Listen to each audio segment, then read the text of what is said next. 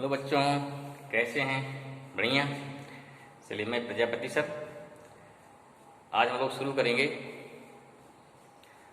Newton second law of motion. ठीक है। इसकी पिछली वीडियो में हम लोग पढ़ चुके थे linear momentum and effect of linear momentum, what is the physical meaning of linear momentum. Also we have learn about the relation between linear momentum and kinetic energy. ठीक है। और उसमें क्या कई टाइप के क्वेश्चन सॉल्व किए थे, आप देखे होंगे, नहीं देखे देखिए उसको। ठीक है। काफ़ी इंटरेस्टिंग है, हर चीज़ क्या क्लियर होगा आपको। उसी के आगे मोमेंटम से ही जुड़ा हुआ हमारा क्या है, Newton second law of motion है। ठीक है। हमने एक चीज डिस्कस किया था आपसे कि balance force and unbalanced force. ठीक है। अगर ध्यान से देखा जाए तो बैलेंस फोर्स का जो इफेक्ट है वो क्या शो करता है, वो शो करता है Newton first law of motion. और जो आपका अनबैलेंस फोर्स है वो क्या शो करेगा, वो शो करेगा Newton second law of motion. ठीक है। अनबैलेंस फोर्स ही क्या है हमारे एक तरह से Newton second law of motion आएगा। ठीक है। और जो उसका इफेक्ट आएगा, फोर्स हमें लगाया, उसका क्या रिएक्शन हुआ, तो उसमें क्या आ जाएगा, वो आ जाएगा आपका Newton third law of motion. तो इस प्रकार से न्यूटन के 3 लॉ हैं। पहले हम प्रयास करते हैं जानने क्या। पहला लेते हैं Newton second law of motion. क्या हो जाएगा, तो हो गया Newton second law of motion. इसका सिंपल स्टेटमेंट है, एग्जाम में क्या था, स्टेट एंड एक्सप्लेन। क्या था एग्जाम में, state and explain the Newton second law of motion. मैंने इसको मैथमेटिकली प्रूफ पे दिखाइए, मैथमेटिकली प्रूफ भी करना होता है, एग्जाम में दिया जाता है। तो इसका स्टेटमेंट क्या सिंपल है, हम लोग मोमेंटम पढ़ चुके हैं। तो इसका स्टेटमेंट है the rate of change of linear momentum is equal to क्या होता है, is equal to applied force at any object. For the statement first we write the statement. ठीक है भाई, हमारा स्टेटमेंट हो गया। It states that the rate of change of linear momentum of any object is equal to applied force। इसको ऐसा बोल सकते हैं, the rate of change of linear momentum is directly proportional to applied force बोल सकते हैं। या बाद में हमारा जो कांस्टेंट कितना आएगा 1 आता है, तो हम इसको लिख सकते हैं the rate of change of linear momentum of any object is equal to applied force। therefore क्या हो जाएगा, rate of change of linear momentum simply से क्या इक्वल टू क्या हो गया, अप्लाइड फोर्स। देखिए रेट में क्या, जब भी रेट आता है हमेशा फिजिकल क्वांटिटी अपॉन टाइम से डिवाइड करते हैं। इनिशियल मोमेंटम मान लीजिए P1 है, फाइनल कितना P2 है, तो चेंज कितना आएगा P2 minus P1 upon time क्या T2 माइनस T1। ये ऐसे बोलते हैं डेल्टा P। ट्राइंगल जो बना है क्या बोलते हैं, डेल्टा। डेल्टा माइनस क्या होता है, डिफरेंस। ठीक, अर्थात डेल्टा बने क्या, डेल्टा P हो गया चेंज ऑफ मोमेंटम अपॉन क्या हो गया, change of time, equal to क्या हो जाएगा, अप्लाइड फोर्स हो जाएगा। है समझ में। तो हमारा क्या, this is the statement of Newton second law of motion. अब क्या देखते हैं, इसको एक्सप्लेन करिए। क्या करेंगे, इसको हम लोग एक्सप्लेन करते हैं, मैं इसको प्रूव करते हैं। ठीक है। तो मीन्स क्या हो गया, इसको कैसे आएगा देखिए, नोट कर लिया इसको। ओके, नोट कर नहीं नोट कर पाए हैं, वीडियो पॉज करिए, फिर क्या है इसको नोट करेंगे। ठीक है ना।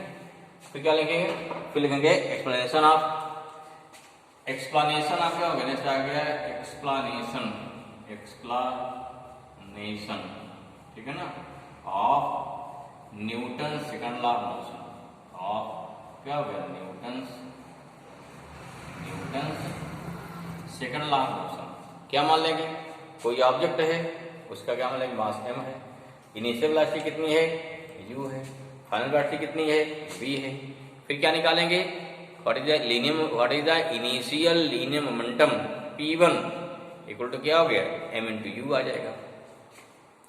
फाइनल कितना हो जाएगा, P2 m इंटू वी आ जाएगा। देखिए एक चीज और, linear momentum is the vector quantity. अगर वेक्टर क्वांटिटी है तो ऊपर एरो लगाया जाता है ना, तो एरो मतलब क्या हो गया, this shows it is a vector quantity which have direction as well as magnitude. क्या निकालेंगे, इनिशियल मोमेंटम निकालेंगे, फाइनल लीनियर मोमेंटम निकालेंगे, दोनों डिफरेंस करेंगे, क्या आएगा आपका, डिफरेंस आ जाएगा, चेंज आ जाएगा।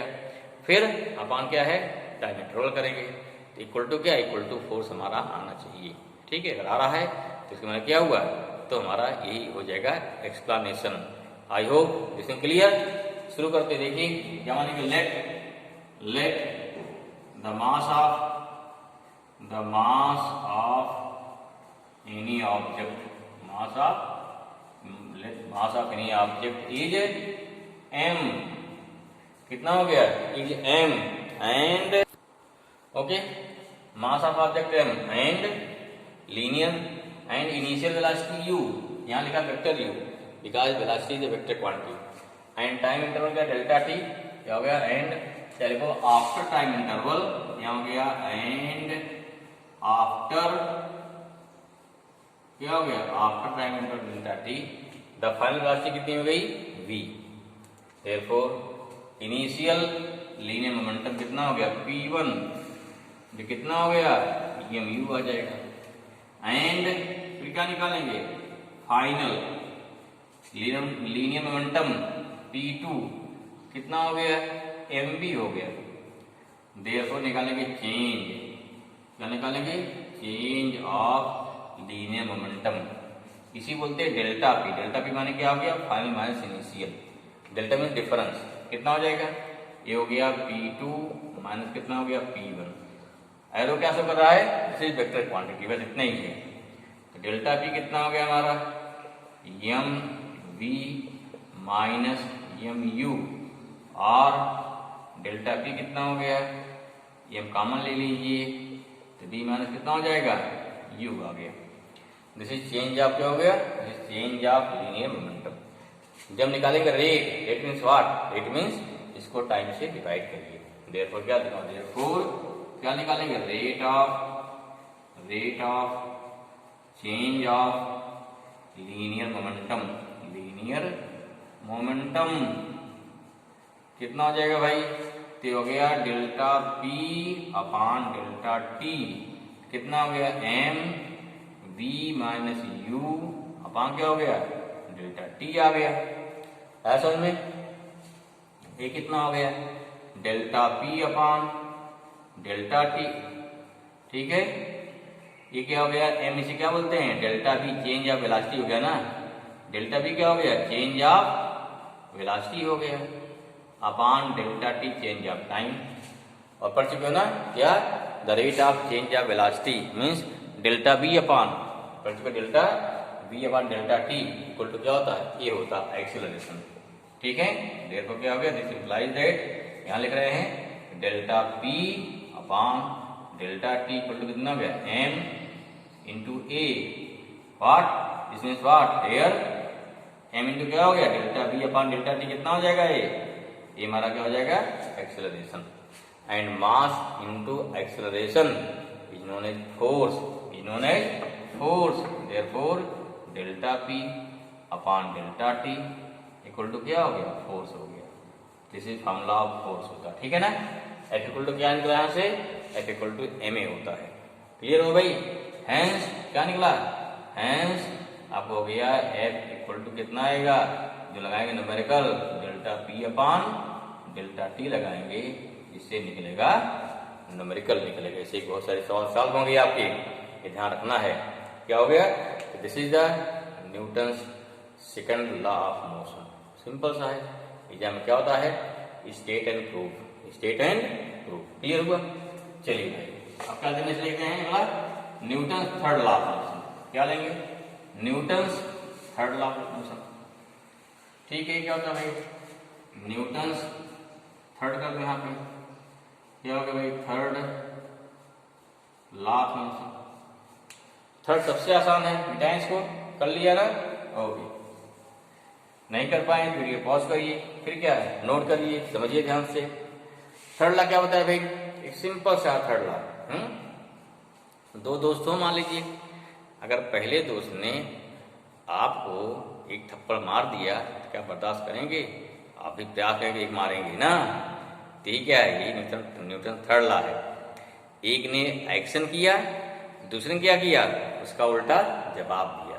मैंने एक ने क्या एक्शन किया, दूसरे ने क्या किया, रिएक्शन किया, ठीक है।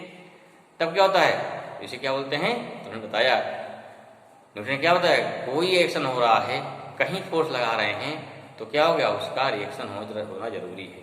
अगर रिएक्शन होगा तब तो आपके उस फोर्स का मतलब है वो फोर्स लगेगा। अगर रिएक्शन नहीं हुआ तो फोर्स आपको नहीं लगेगा। जैसे आप एक थप्पड़ मान लो दीवार पे, लगता हमें दीवार को फोर्स लगाया, कैसे लगाया, हम जोर से मारे, दीवार ने एकदम फोर्स लगा दिया हमारे हाथ पर, तो क्या हो गया, हमारे हाथ में भी चोट लग जाती है। ठीक है, हमने किया एक्शन, दीवार ने क्या कर दिया, रिएक्शन। ठीक है, वहीं एक थप्पड़ मारो हवा में, तब क्या होता है, हवा अपने स्थान हट गई, कोई चोट आई नहीं आई। इसमें क्या हुआ कि हवा का रिएक्शन बहुत कम है या ना के बराबर लगभग है। ठीक है, तो जहाँ रिएक्शन नहीं होगा वहाँ फोर्स का कोई इफेक्ट नहीं दिखता है। तो फोर्स का इफेक्ट कब दिखेगा, जब उसका रिएक्शन होगा। जितने ज़्यादा रिएक्शन होगा उतने अधिक फोर्स का इफेक्ट दिखाई पड़ेगा।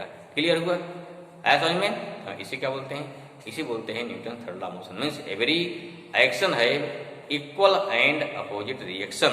This is the statement. क्या हो गया, इट स्टेट्स दैट, क्या हो गया, every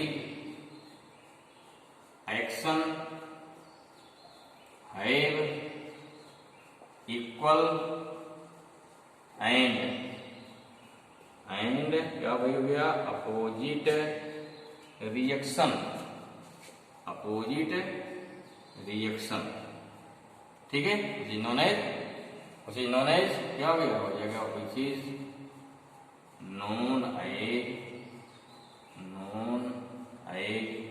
Newton third law of motion. Newton's third law of motion. ठीक है ना, ये तो इसका स्टेटमेंट हो गया। कैसे आप दिखाएंगे उन्हें, देखो ध्यान से। अगर मान लो क्या हो गया, दो ब्लॉक हो गया। अगर सिंगल ब्लॉक देखिए क्या हो गया, इसका वेट कहाँ लगता है, नीचे, mg या वेट हो गया इसका। अब ब्लॉक सरफेस कहाँ लगाएगा, ऊपर फोर्स लगाता है, ये क्या हो गया, रिएक्शन हो गया। रिएक्शन कौन लगाया, सरफेस ने लगाया। ऐसा मान लो सरफेस फोर्स कहाँ लगा रहा है, सरफेस फोर्स कहाँ लगा रहा है, ऊपर लगा रहा है। कहाँ लगा रहा है, ऊपर लगा रहा है। ध्यान दो, एक्शन और रिएक्शन हमेशा अलग अलग ऑब्जेक्ट द्वारा लगाया जाएगा। दोनों एक ही ऑब्जेक्ट नहीं लगाएगा। एक लगाएगा एक्शन, दूसरा क्या लगाएगा, दूसरा लगाएगा रिएक्शन। क्लियर हुआ, समझ में आया। एक और देखो एग्जाम्पल, पहला क्लियर हो गया। दूसरा देखो एग्जाम्पल, जैसे दो ब्लॉक हो गया, इस पर से, यहाँ हो गया ए, ये हो गया बी।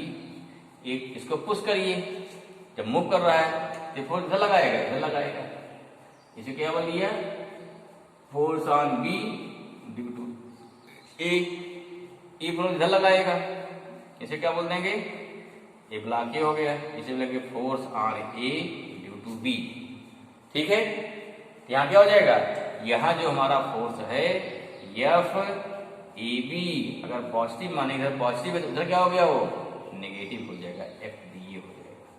क्या हो गया, यहाँ क्या बोलेंगे, यहाँ एग्जाम्पल क्या हो गया, यहाँ पे हो गया कि एफ ए बी क्या हो गया, यहाँ पे एफ ए बी आ जाएगा फोर्स ऑन ए या force on object A due to object B. F B A कितना हो जाएगा भाई, force on object B due to object A. ठीक है, हो गया, इसे क्या बोलते हैं, एक्शन एंड रिएक्शन। क्लियर हुआ, समझ में आया। यहाँ क्या है, यहाँ वेट क्या है, यहाँ वेट हमारा क्या हो गया, ये हो गया एक्शन हो गया, और ये क्या हो गया, ये रिएक्शन हो गया। ठीक है, ये वाला फोर्स मान लो क्या है, अगर यहाँ ये वाला क्या मान लीजिए है, एफ बी ए क्या हो गया, अगर एक्शन है तो ये वाला क्या हो जाएगा, रिएक्शन हो जाएगा। ठीक है ना, इसने फोर्स लगाया, क्या हो गया, एक्शन, उसने उल्टा फोर्स लगा दिया, क्या हो गया, रिएक्शन हो गया। चाहे इसको ऐसा चाहे इसको ऐसा लिख सकते हो, तो फोर्स उधर लग रहा है पॉजिटिव, ये क्या हो जाए, इसको ऐसा दिखा सकते हो चाहे और अच्छा रहेगा। ये बी ए पॉजिटिव हो गया ना, इधर पॉजिटिव इधर क्या नेगेटिव हो जाएगा, माइनस एफ ए बी आ जाएगा। ये दोनों दिखा दिए। दूसरी खास बात क्या होती है बताया कि action and reaction both are acting by different bodies ना। अगला पॉइंट क्या है, नोट कर लीजिए, ये भी क्लियर होता है इसको, ठीक है। नेक्स्ट क्या है, अगला पॉइंट क्या है जो नोट करने वाला है, action and reaction are not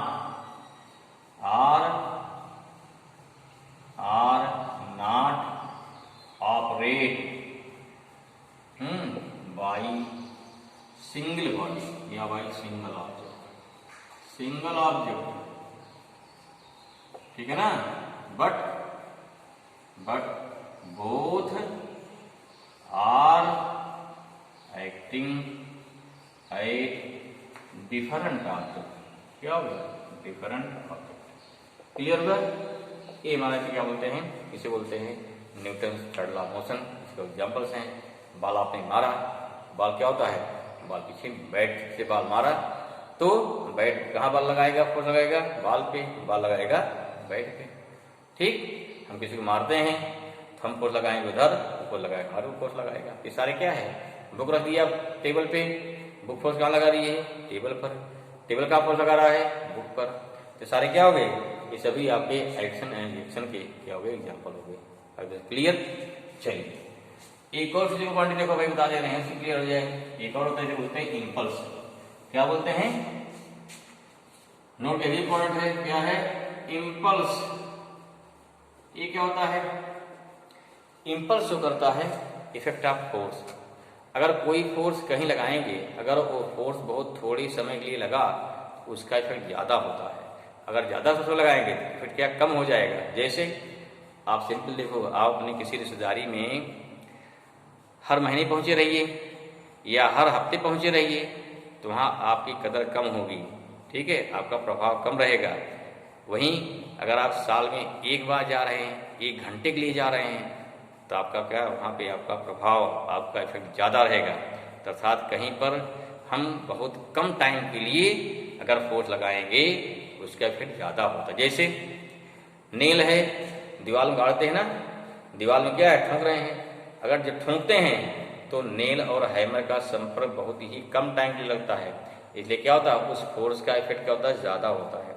वहीं अगर मान लीजिए क्या है, हम उसी फोर्स दबाएं जोर से, तब टाइम क्या हो गया, टाइम बढ़ जाएगा ना, तो टाइम बढ़ गया तो उसका इफेक्ट क्या हो जाएगा, कम हो जाएगा। तो हमारी दीवार में नेल मुड़ जाएगी, धंसेगी नहीं। क्लियर हुआ। ठीक, जैसे देखो हम बाल पकड़ते हैं, कैच करते हैं, सीधे हाथ पीछे लाते हैं ना, क्यों, जिससे क्या हो, जिससे जब बाल पकड़ा, कैच किया, जब हाथ पीछे लाए तो इससे क्या होता है, बाल का और हाथ का संपर्क टाइम क्या, टाइम इंक्रीज हो गया, तो उससे फोर्स का इफेक्ट क्या हो जाएगा, तो हमारे फोर्स का इफेक्ट कम हो जाएगा। तो कहीं कहीं फोर्स का इफेक्ट कम करना होता है, कहीं कहीं फोर्स का इफेक्ट बढ़ाना होता है। किसी ने आपके गाल पे एक तमाचा मारा जोर से, तो उसमें क्या, गाल और हाथ का कांटेक्ट बहुत ही कम टाइम के लिए होता है, तेज चोट लगेगी, उतने फोर्स से क्या किया, पुश किया तो आप गिर जाएंगे, लेकिन क्या फिर भी क्या है, तब चोट नहीं लगेगी। क्लियर हुआ। This is meaning of impulse, means when any force applied at any object for very small interval of time, then the effect of force is known as impulse. ये हो गया इसका थ्योरेटिकल डेफिनेशन। नोट करते हैं तो 10, so we define as, मतलब ठीक है, means when any amount of force applied at any object for small interval of time, then the effect of force is known as impulse, जो समझाया भी आपको। ठीक है, फिर क्या हो जाएगा, और you can say when any amount of force applied at any object for very small interval of time, then the product of force and small interval of time delta t is known as impulse. ये क्या, ये हो गया, this is the mathematical definition. जब force को time से into करेंगे क्या मिल जाएगा हमको मिल जाएगा इम्पल्स। कहीं निकालना, मैथमेटिकली निकालना है, तब क्या आ जाएगा कि product of applied force and small interval of time. Therefore mathematically impulse I equal to क्या हो गया, force F into time interval delta t, और I इक्वल टू कितना हो गया, F डेल्टा t आ जाएगा। कैसी क्वांटिटी है, वेक्टर क्वांटिटी है, दिखा दिया। Impulse it is a physical vector quantity. इसकी यूनिट क्या हो जाएगी, फोर्स यूनिट क्या होती है, न्यूटन, इंटू क्या हो जाएगा, सेकंड हो जाएगा भाई। हाँ, अब देखिए अगर इसको निकालना है मैथमेटिकली तो आल्सो क्या करिए, F इक्वल टू कितना आया, I equal to F delta t आया। समझिए ध्यान से, F क्या होता है, m इंटू ए होता है डेल्टा t, ए क्या होता है डेल्टा v अपान डेल्टा t आता है ना, rate of change of velocity. Delta T cancel हो जाएगा, क्या बचेगा, m इंटू डेल्टा v बचेगा। ठीक है, अर्थात क्या हुआ, डेल्टा v मीन्स क्या हो गया, चेंज ऑफ वेलोसिटी। क्या लिखा, I इक्वल टू m, ये हो गया change of velocity means final velocity minus initial velocity, तो इंटू कर दो, M B minus M U आ जाएगा। अर्थात कितना हो गया, फाइनल मोमेंटम माइनस क्या हो गया, इनिशियल मोमेंटम, जिसे क्या बोलते हैं, या हमारा क्या हो गया, इम्पल्स इक्वल टू हो गया चेंज ऑफ लीनियर मोमेंटम। अब ध्यान दीजिए, अगर आपने क्या निकाला है, अगर निकाल रहे हैं चेंज ऑफ लीनियर मोमेंटम तो इससे क्या आ जाएगा, इम्पल्स आएगा। अगर निकाल रहे हैं रेट माने अपान टाइम कर दिया इसको, तब क्या आएगा, फोर्स आएगा। समझ आ गया कि फोर्स और इम्पल्स में क्या डिफरेंस होता है। If we find simply the change of momentum, तब क्या आएगा, हमारा इम्पल्स आएगा। अगर निकालते हैं rate of change of momentum, तब क्या आएगा हमारा, तो उस कंडीशन पे यहाँ हमारा आएगा फोर्स, अप्लाइड फोर्स। ठीक है, आपको एकदम अप्लाइड फोर्स में और मोमेंटम में डिफरेंस एकदम क्लियर हो जाना चाहिए। ठीक है, आपको इम्पल्स निकालना है कि लीनियर मोमेंटम निकालना है कि फोर्स निकालना है। व्हाट इज फोर्स, फोर्स होता है rate of change of linear momentum. Impulse क्या होता है कि change of linear momentum. Momentum क्या होता है, मास इनटू वेलोसिटी, सब में थोड़े थोड़े अंतर हैं। फोर्स क्या होता है, फोर्स क्या होता है, F equal to m into a. Clear, I hope समझ में आया होगा, इंटरेस्ट जरूर आया होगा। ठीक है, अगर इंटरेस्ट आया है तो आप वीडियो को अपने दोस्तों के साथ शेयर करेंगे। ठीक, चैनल सब्सक्राइब करेंगे। इससे क्या है, जिससे जो हमारा पर्पज है कि मैक्सिमम बच्चे इससे क्या है, इससे नॉलेज गेन कर सकें, चीज़ों को इजी वे में समझ सकें, तो इसमें सभी लोग हेल्प करेंगे। ओके भाई, चलिए, थैंक यू। ओके।